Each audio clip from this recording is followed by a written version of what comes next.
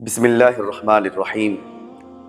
اس دار فانی میں اگر کسی مذہب کے متعلق یہ بات کہی جا سکتی ہے کہ وہ مذہب مکمل نظام حیات ہے اور ضابطۂ زندگی ہے، تو وہ صرف اور صرف مذہب اسلام ہے، کیونکہ مذہب اسلام اپنے ماننے والوں کو اور اپنے جاننے والوں کو اور اپنے دل سے لگانے والوں کو ہر طریق پر اور ہر راستے پر مکمل رہنمائی کرتا ہے، رہبری کرتا ہے اور رشد و ہدایت کا پیغام سناتا ہے، چاہے وہ اخلاقیات کا معاملہ ہو، چاہے وہ ایمانیات کا معاملہ ہو، چاہے وہ معاشیات کا معاملہ ہو، چاہے وہ معاشرہ اور سماجیات کا معاملہ ہو، چاہے وہ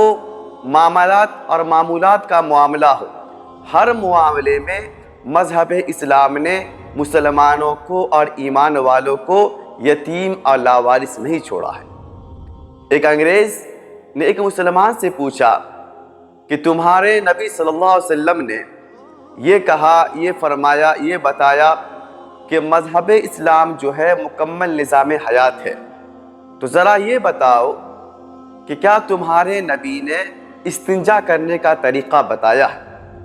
تو مسلمان کہتا ہے کہ ہاں، ہمارے نبی نے جہاں پر کھانے پینے کا طریقہ بتایا ہے وہاں پر استنجا کرنے کا طریقہ بھی بتایا ہے۔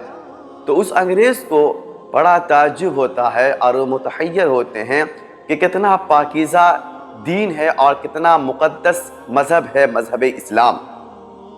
تو جس طرح مذہب اسلام نماز کا، روزہ کا، زکوٰۃ کا، حج کا، صدقات کا اور دیگر معاملات اور معمولات پر مکمل طریقے سے رہنمائی کرتا ہے، اسی طرح بلکہ اس سے بھی زیادہ بالخصوص مذہب اسلام یہ بتاتا ہے کہ ایک مسلمان کو، ایک ایمان والے کو معاشرے کے اندر، سماج کے اندر کس طرح زندگی گزاری جائے، آداب معاشرت اور طرز زندگی سکھاتا ہے مذہب اسلام۔ اور اس سے بھی بڑی بات یہ ہے کہ مذہب اسلام نے یہاں تک بتایا کہ اگر آپ جس سماج میں رہتے ہیں وہاں پہ راستہ ہے، شاہراہ ہے، گزرگاہ ہے، گلی ہے، نکڑ ہے، کوچے ہیں، یہاں پر آپ کس طرح بیٹھیں، کس طرح کھڑے ہو، اس کا بھی طریقہ مذہب اسلام نے بتایا ہے۔ اللہ کے نبی کی حدیث مشکوٰۃ شریف کی روایت ہے کہ اللہ کے نبی صلی اللہ علیہ وسلم نے فرمایا کہ ایمان کے 70 شعبے ہیں، درجے ہیں، منازل ہے، مدارج ہے، اور اس 70 شعبوں میں جو سب سے اونچا، بلند، اعلیٰ، عرفہ جو منزل ہے وہ کلمہ طیبہ لا الہ الا اللہ محمد الرسول اللہ ہے، کیونکہ لوگ کلمہ پڑھ کر مذہب اسلام میں داخل ہوتے ہیں۔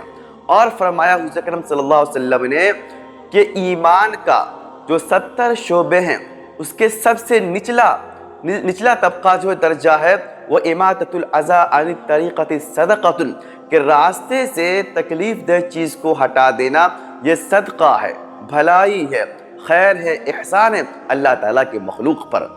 اور آپ نے پڑھا ہوگا، سنا ہوگا کہ اللہ پاک کے مخلوق پر جب مخلوق احسان کرتی ہے تو اللہ تعالیٰ اسے اتنے نوازتے ہیں جتنا کہ اس کو تصور تک نہیں ہوتا ہے۔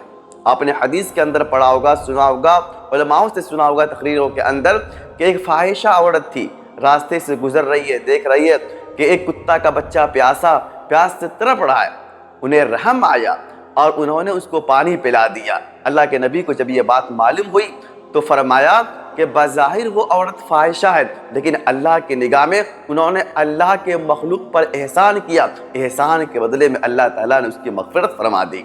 تو اللہ تعالیٰ کے مخلوق پر احسان کرنا یہ اللہ تعالیٰ کی یہاں بہت زیادہ محبوب اور پسندیدہ ہے۔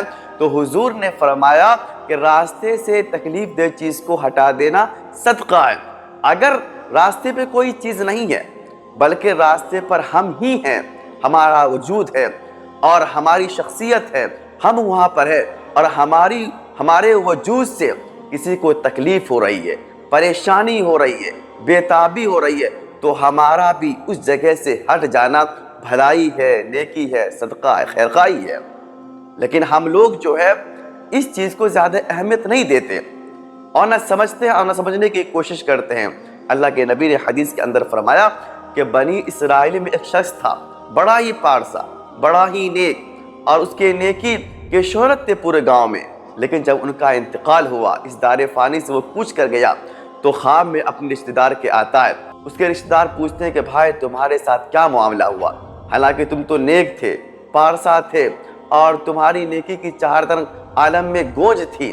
انہوں نے فرمایا کہ بھائی دیکھو، اللہ کے یہاں ہماری کوئی بڑی بڑی نیکی کام نہیں آئی، کیونکہ ہمارے پاس تو نیکیاں تھیں، لیکن اس نیکیاں میں ریاکاری شامل تھے، نام و نمود شامل تھے، شہرت شامل تھے، لوگوں کو دکھلانا شامل تھا، اور اس دکھلانے کی وجہ سے ہماری کوئی نیکی کام نہ آئی، اور ہم نا امید ہو گئے تھے، اور ہم یہ سوچ لیے تھے کہ شاید اللہ تعالیٰ ہماری مغفرت نہ فرمائے اور ہمیں جہنم کا پروانہ دے دے، لیکن اللہ کا کرم ہوا، فضل ہوا، احسان ہوا، اور جب ہمارے نامہ اعمال پھر سے کھولے گئے تو ایک چھوٹی سی نیکی نکلی، اور اللہ تعالیٰ اس چھوٹی سی نیکی کے صدقے میں اللہ تعالیٰ نے ہماری مغفرت فرما دی۔ تو ان کے رشتہ دار نے پوچھا کہ بھائی وہ چھوٹی سی نیکی کیا تھی؟ انہوں نے کہا کہ ایک روز ہم راستے سے جا رہے تھے اور راستے پر دیکھا کہ ببول کا درخت ہے، اس سے درخت سے کانٹے گرے ہوئے، اس کے شاخ گرے ہوئے، اور ہم نے بادل ناخواستہ اس کانٹے کو جمع کیا اور کنارے پہ ڈال دیا تاکہ اللہ کے کسی بھی مخلوق کو پریشانی نہ ہو، اور اللہ تعالیٰ کو یہ عمل اتنا پسند آیا کہ اس نے اس عمل کی وجہ سے ہماری مغفرت فرما دی اور ہمیں جنت کا پروانہ ہمارے ہاتھوں میں دے دیا۔ تو میرے بھائیوں، کہنے کا ہمارا مقصد یہ ہے کہ 100 رکعتیں نفلیں پڑھ لینا کوئی کمال کی بات نہیں ہے، ہزارہا تسبیح پڑھ لینا کوئی کمال کی بات نہیں ہے، اور بڑے سے بڑے نمازی بننا کوئی کمال کی بات نہیں ہے۔ کمال کی بات تو یہ ہے کہ ہمارے دل میں، ہمارے احساس میں، ہمارے جگر میں، ہمارے خیالات میں ہمیشہ یہ بات آتی رہے کہ اللہ کے مخلوق پر احسان کرنا ہے اور بھلائی کرنا ہے، اور اللہ تعالیٰ کے مخلوق پر بھلائی انسان کو اس اعلی مقام پر پہنچا دیتا ہے کہ جو نماز روزہ نہیں پہنچا پاتا ہے۔ میرے بھائیوں، کہنے کا ہمارا مقصد یہ کہ اگر ہم راستے پر بیٹھتے ہیں تو راستے کا حقوق ہے۔ حضرت ابو سعید خدری رضی اللہ تعالیٰ نے ارشاد فرمایا، اللہ کے نبی نے فرمایا کہ ایاکم والجلوس والطرقات، کہ لوگوں، ایمان والوں، مسلمانوں، راستوں پر، شہراہوں پر، سڑکوں پر، گلیوں پر، نکڑوں پر اور گلی کے چوراہے پر چبوترے بازی کرنے پر خود کو بچاؤ، خود کو بچاؤ، ایاکم والجلوس، کیونکہ اگر تم راستے پہ بیٹھو گے فالتو کے، بے فضول کے، تمہاری نگاہیں گندی ہو جائے گی، تمہارے دل سیاہ ہو جائیں گے۔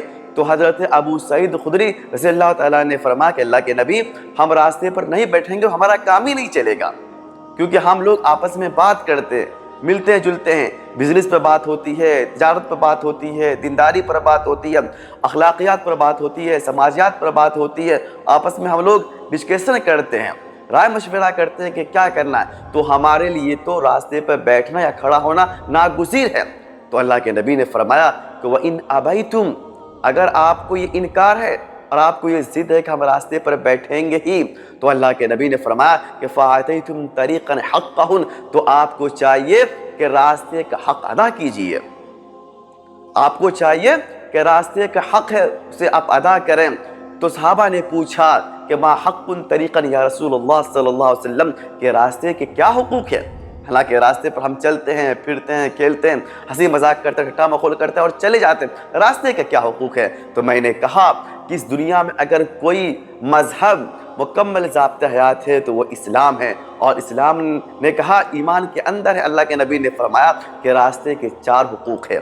نمبر 1 غض البصر، کہ جب آپ راستے پر بیٹھیں یا کھڑے ہوں تو اپنے نگاہ کو نیچا رکھیے، اپنے نگاہ کو نیچے رکھیے، اس لیے کہ راستے سے محرم بھی گزرتی ہے، نامحرم بھی گزرتی ہے، آپ کی بہن بیٹیاں بھی گزرتی ہے، دوسرے کی بہن بیٹیاں بھی گزرتی ہے، اور جس طرح ہم جس نگاہ سے اپنی بچی کو دیکھتے ہیں اسی طرح ہم دوسرے کو بچی کو دیکھیں۔ اگر یہ ایسی نیت نہیں ہے ہماری تو خدا را اپنے نگاہ کو نیچی رکھیں۔